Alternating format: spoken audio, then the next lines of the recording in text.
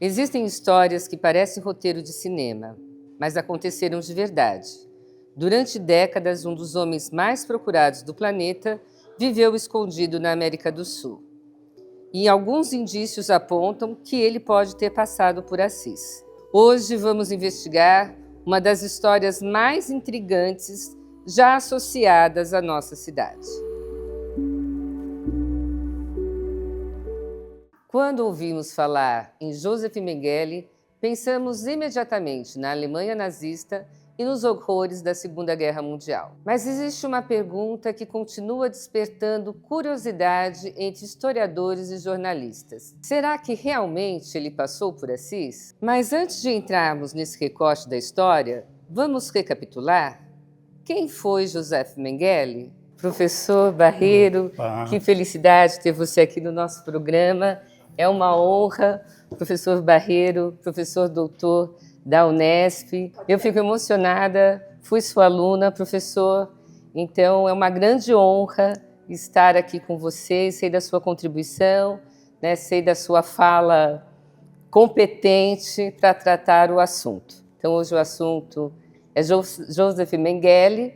E quem é Joseph Mengele, professor? Primeiramente, grande prazer estar aqui, né, vendo você trabalhando e brilhando, fazendo um programa tão importante como esse. Todos nós sabemos, ou todos nós, ou grande parte, né, sabem que o Joseph Mengele foi membro da SS e foi um dos personagens mais importantes do Holocausto, né, um homem de confiança do Hitler, e trabalhou fundamentalmente em Auschwitz, né, no reformatório de Auschwitz, e foi responsável por uma das maiores tragédias da humanidade, né? Muitas outras coisas aconteceram como desdobramento dessa tragédia, que tem desdobramento e repercussão na sociedade contemporânea. E como ele se torna um dos criminosos nazistas mais procurados do mundo? Ele foi muito importante porque, bom, em primeiro lugar, ele era médico, né, em função do seu conhecimento, baseado, né, nas teorias raciais da época, fundamentalmente, né, fazia experimentos no campo de concentração de Auschwitz. A partir desses experimentos, ele definia, né, quem ia para o campo de concentração, quem ia morrer nas câmeras de gás e quem ele separava para os experimentos, né.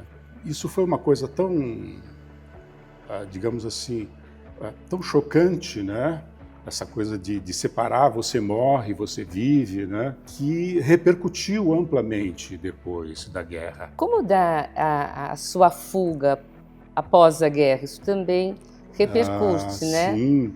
Bom, depois do fim da guerra, a Alemanha perdeu a guerra, né? Movimentos internacionais que condenavam os horrores cometidos na Segunda Guerra por Hitler, pela Alemanha, né? Os principais personagens foram procurados para responder pelos seus crimes, né?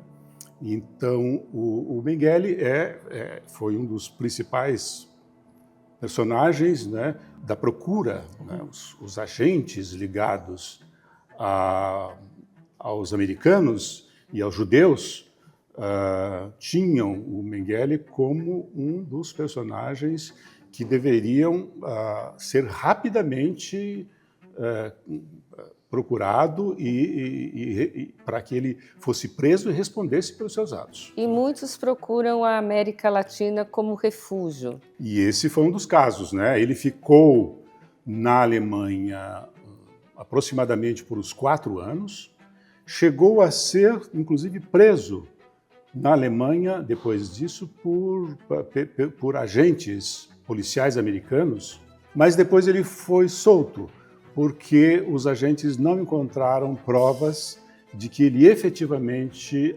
era um participante dos horrores do Holocausto. Então ele foi solto e ele viveu na Alemanha, na região da Bavária, por aproximadamente 4 anos, né? Dedicando-se à agricultura e também recebendo proventos dos seus familiares, que eram ricos. Depois disso, então, ele deixou a Alemanha e foi para a América Latina. Procurou países da América Latina. A América Latina estava distante, né, desse cenário de guerra, estava muito distante. Esse pode ser um dos fatores explicativos, né, da escolha. Ele não ia ficar, evidentemente, muito perto de tudo aquilo. Com a ajuda da Cruz Vermelha e de outras agências articuladas, né, ao nazismo, que nós não sabemos exatamente quais ainda, né, mas existia uma rede, né, de agentes responsáveis, né, por essa proteção desses participantes do Holocausto. Ele acabou adentrando a fronteira italiana e de Gênova ele partiu então para a América Latina e foi para Buenos Aires. E como ele chega no Brasil? E aí ele ficou muito tempo na Argentina, mas a coisa piorou um pouco, porque na Argentina também estava o Eichmann, um outro famoso e procurado homem que viveu esse período tenebroso e foi um dos responsáveis pelo Holocausto. Ele chegou na Argentina, acho que em 49, e ficou lá até os anos 60, aí veio para o Paraguai, e do Paraguai, então, ele veio para o Brasil entre 60 e 61. Viveu muitos anos no Brasil, né? Viveu cerca de 20 anos no Brasil. Mas é possível que ele tenha vindo ali pelo Iguaçu, pelo Salto do Iguaçu, que eu sei dessa vinda dele, é que ele foi para São Paulo, ficou um pouco na periferia de São Paulo, né? E lá na periferia também ele encontrou conexões, também tinha pequenos jornais e artigos de divulgação. Depois ele foi para a região de Campinas e ficou lá durante um bom tempo, né? Praticamente o resto do tempo lá. Mas é justamente no Brasil que essa história ganha um capítulo inesperado e que pode ter ligação com Assis. Foi a partir de uma investigação jornalística que surgiram relatos sobre uma possível passagem de Mengele pela cidade. E quem vai nos ajudar nesse mistério é o jornalista Cilo, muito querido por todos nós aqui de Assis. Cilo, um prazer te receber aqui no nosso programa. Muito obrigado. E Cilo, conta pra gente como começou essa investigação.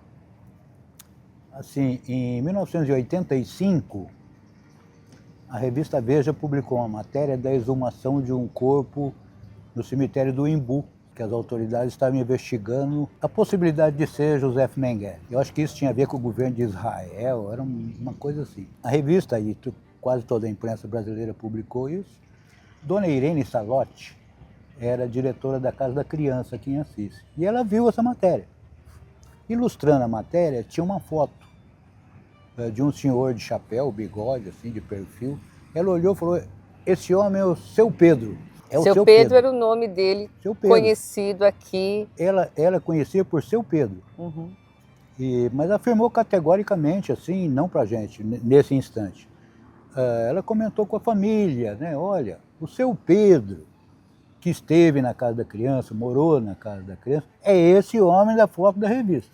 Dona Irene confirmou, né? Mostrou a revista e falou, esse homem morou aqui, lá na Casa da Criança. O que ela nos disse foi o que ela ouviu da irmã Georgette, que era outra diretora que morava na Casa da Criança. Segundo ela, a irmã Georgette relatou que ele foi trazido uma manhã por um carro escuro, deixado ali na instituição, maltrapilho, descalço, desabrigado, pediu abrigo e ela alojou ele, o que é bastante interessante, né? E aí, por ali ele ficou, fazendo pequenos reparos, cuidava de uma horta, tinha uma horta grande de abastecimento do educandário, tinha muita criança, era um regime de internato. Era um caseiro na Casa das Crianças? Sim, serviços gerais. E segundo Dona Irene, que era farmacêutica, isso é muito importante, ela e ele conversavam bastante sobre medicina. Então, quando uma criança adoecia, ele tratava da criança, com as ervas e tal, os cuidados ali. Permaneceu ali pelo que ela disse, o primeiro semestre de 1970.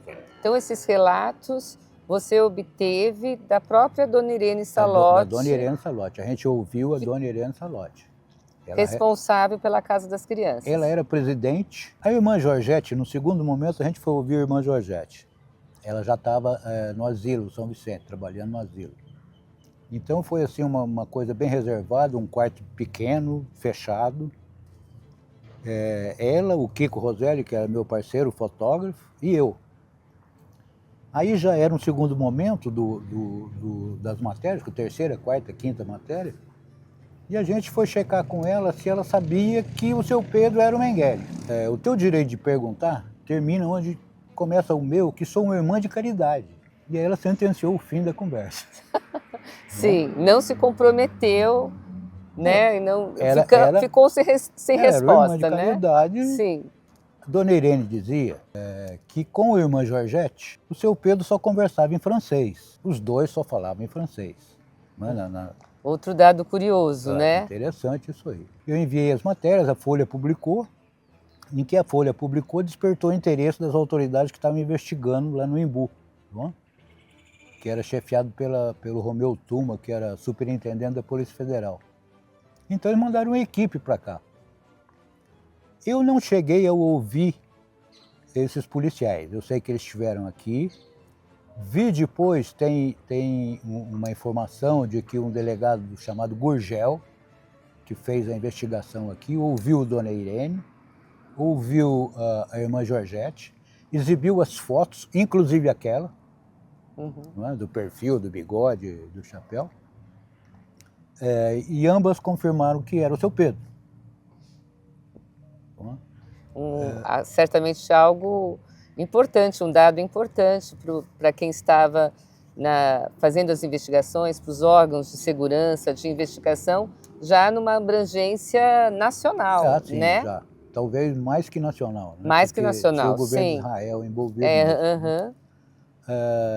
Depois a Dona Irene relatou que do mesmo jeito que chegou ele foi embora, se despediu na noite anterior, na manhã seguinte ele foi levado por um carro escuro. E que é importante a recuperação dessa história, né, Cilo? Seria bastante importante, né, para a cidade, porque afinal ele foi um personagem de relevância internacional, chegou a ser classificado como o homem mais procurado do mundo e que teve convivência aqui, e revelando uma outra personalidade, né?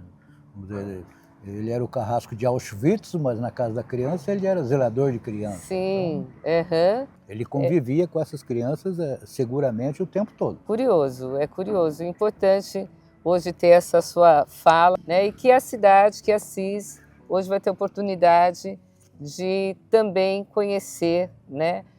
Isso que né, para a cidade é algo que tem sua importância, embora seja esse carrasco conhecido como o anjo da morte. O anjo da morte, né? Então Assis aí tem uma passagem, no mínimo curiosa, pela história do nazismo alemão. Sim, com certeza sim. Mais importante do que descobrir se Mengele esteve aqui em Assis é compreender o que essa história nos ensina. A gente, então, professor, retoma essa história, né, e tem aí ainda dúvidas, né, sobre essas conexões, né, sobre essas redes, possíveis redes de apoio, e nos preocupa, né, e é esse recado que a gente gostaria até de deixar para o final do programa, um retorno do neonazismo, de uma mentalidade voltada para o discurso de ódio, né, voltada para essa questão da intolerância, né? Enfim, então essa história que brilhantemente você deu a oportunidade de a gente recuperar, o que ela pode deixar para as novas gerações, enquanto é uma lição, né, que a gente precisa refletir, que a gente precisa aprender? Sim. Olha, é muito importante essa questão que você coloca, né? A intolerância, né? A insensibilidade. O nazismo deixou alguns rastros no Brasil, né? Em algumas regiões eles chegaram a fomentar células nazistas mesmo, né? Há movimentos neonazistas que Exato. aparecem nesse submundo da internet, né? E a grande preocupação muitas vezes são jovens. Então, que isso, né, possa ser, como eu disse, uma reflexão para que esse comportamento seja afastado, que essa mentalidade seja afastada. Exatamente. Uma responsabilidade política, né? Uma responsabilidade dos homens que estão no poder também, não é? De desenvolver na política o caminho da tolerância, né? O caminho do diálogo, né? Da democracia. Da democracia. Se nós não assumimos a nossa responsabilidade enquanto cidadão para colocar a sociedade numa direção positiva, do ponto de vista da educação, do ponto de vista da ciência, do ponto de vista das artes, né? Então, fica muito difícil e nós corremos sim o risco, né, do renascimento, mas não, obviamente, nas mesmas proporções, porque a sociedade não se repete, a história é diferente sempre, né? Mas a gente pode ter, sim, ressonâncias negativas daqueles horrores da Segunda Guerra Mundial, né? Então a gente precisa cuidar muito bem disso. Algumas histórias permanecem cercadas de perguntas. Outras encontram respostas com o tempo. Mas todas nos ajudam a compreender melhor quem somos e como acontecimentos aparentemente distantes podem cruzar o caminho de uma cidade do interior paulista. No próximo episódio, vamos conhecer outra curiosidade que faz parte da história de Assis. Até lá!